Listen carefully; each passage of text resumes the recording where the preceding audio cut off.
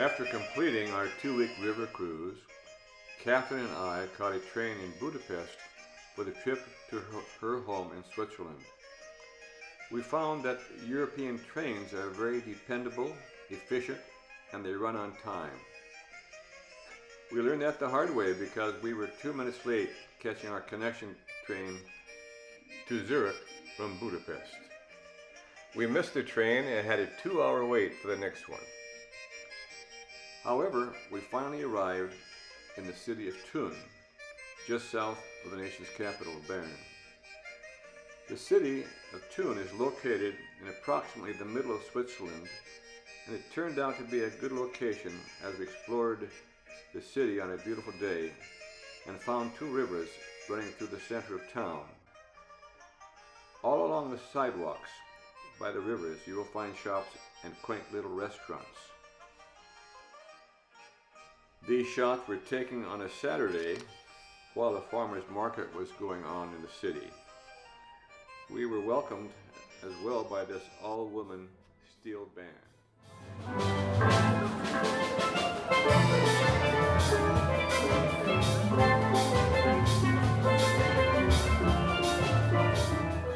In the middle of the city, the lake empties into the Arn River through a series of locks.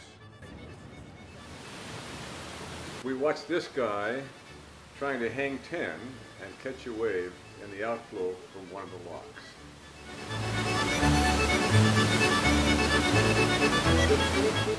There are several passenger boats that run from east to west along Lake Thun. One afternoon, we took one of these boats from the city of Thun to the little settlement called Merligen.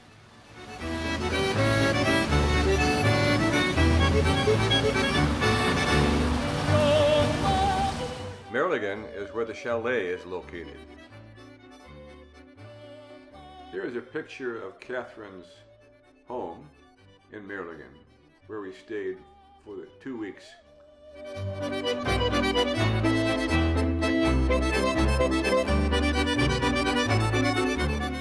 And here's Catherine. Barbara and her husband Urs came over one afternoon with their family. Here's Barbara pushing her grandson on the swing.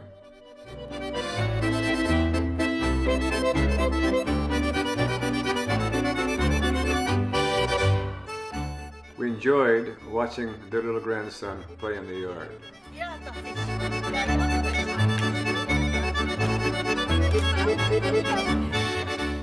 And here's Urs having fun with him also.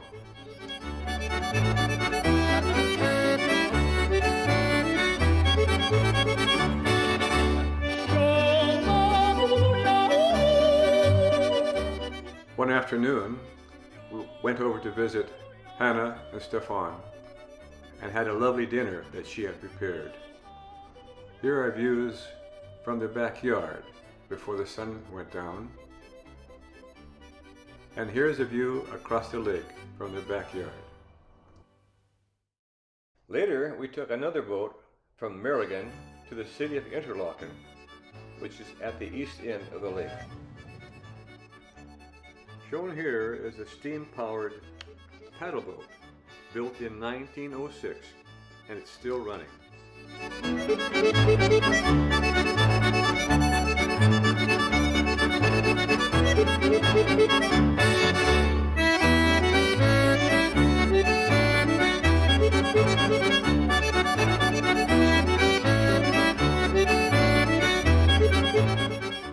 Interlaken is a picturesque little town filled with shops, cafes, and bistros.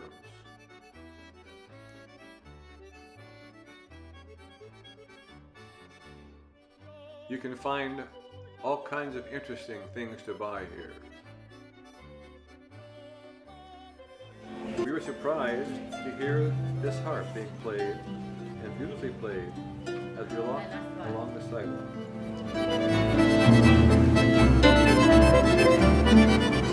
On the east end of Interlaken is a large park and grassy area where the hang gliders come in to land. They typically launch from a mountain peak at about 5,000 feet above the city and have a great view of the area as they soar overhead.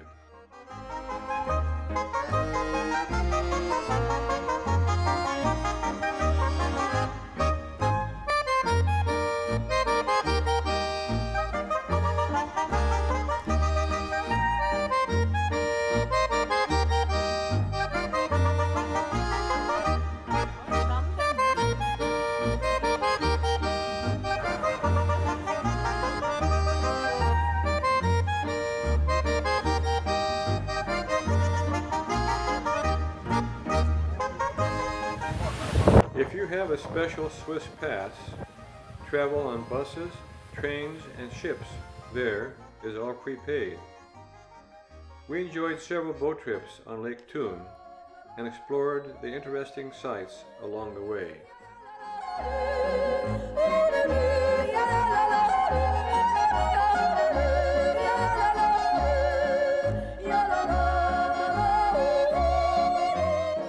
We noted that this hanging road was suspended from the cliffside with beams.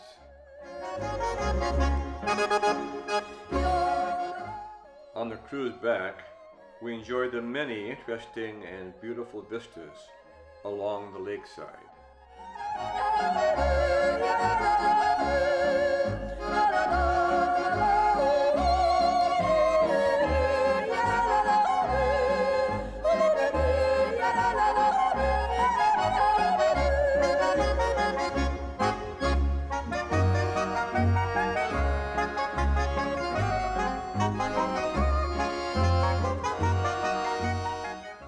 Our next trip was to the Jungfrau mountain range.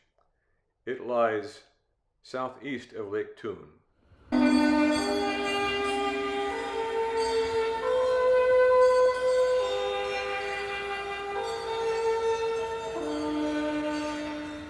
I found that train access to the Jungfrau Peak, or Jungfrau Joch as the Swiss call it, is possible only because the Swiss had built a train tunnel inside the mountain.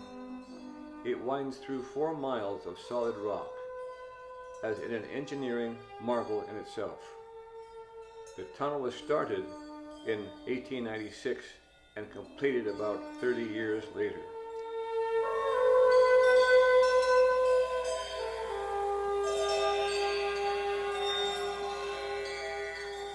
This map was posted trainside and shows a diagram of the tunnel inside of the Eiger Mountain.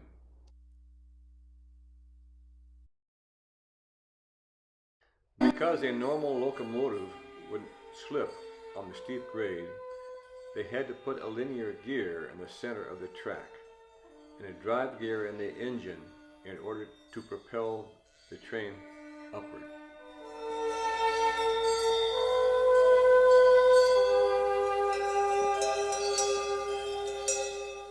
My cell phone captured our elevation at the top.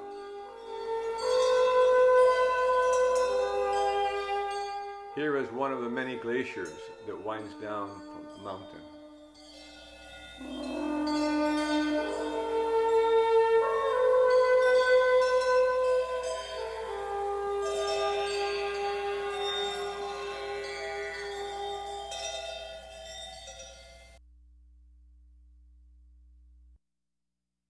The views from the top of the mountain are spectacular, as you can see here.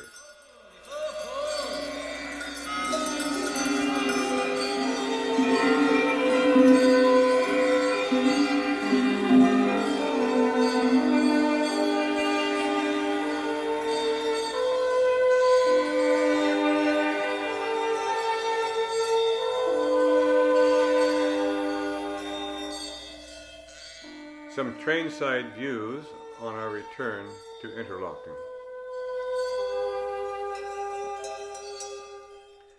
We took a side trip one day up to visit Bern.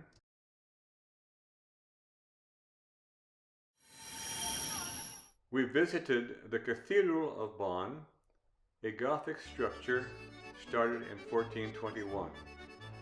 This is where Catherine was confirmed into the church.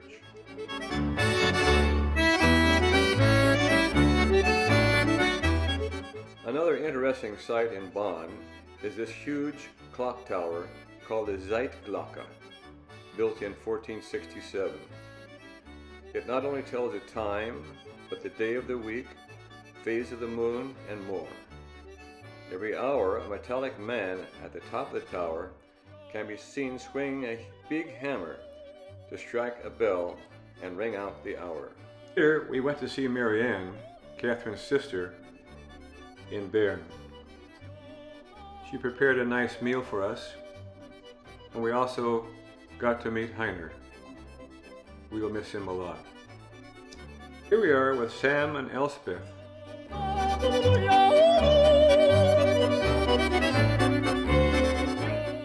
The Swiss railroad system has a special 5-hour trip through the Alps. It's called the Glacier Express, and it winds past alpine meadows, beautiful vineyards, and of course, some amazing mountain views.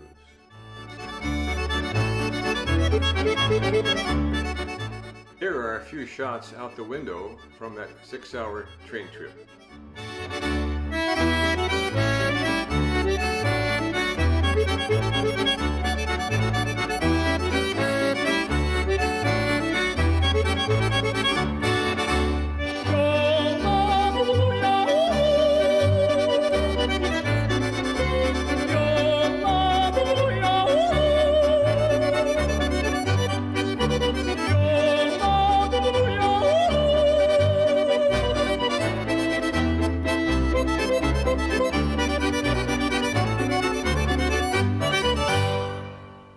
Nissen Peak sits across the lake from the chalet at an altitude of 7,800 feet.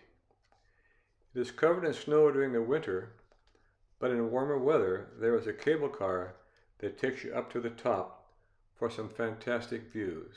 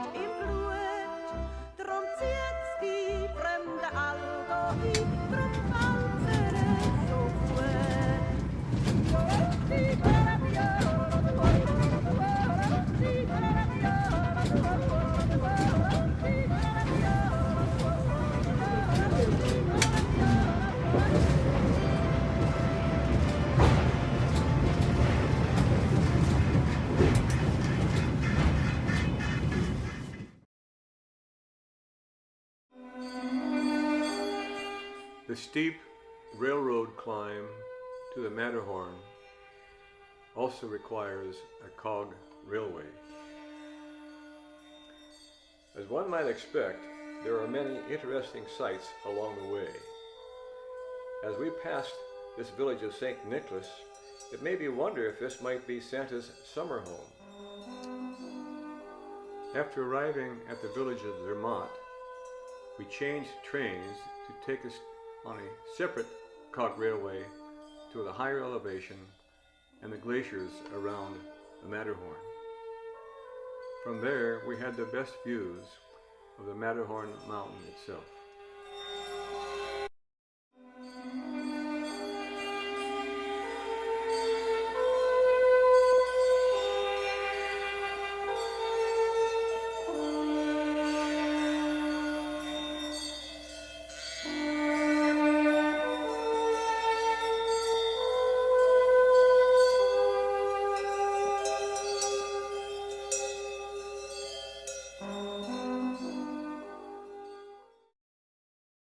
I happened to look out the train window and saw these lenticular clouds over the mountains.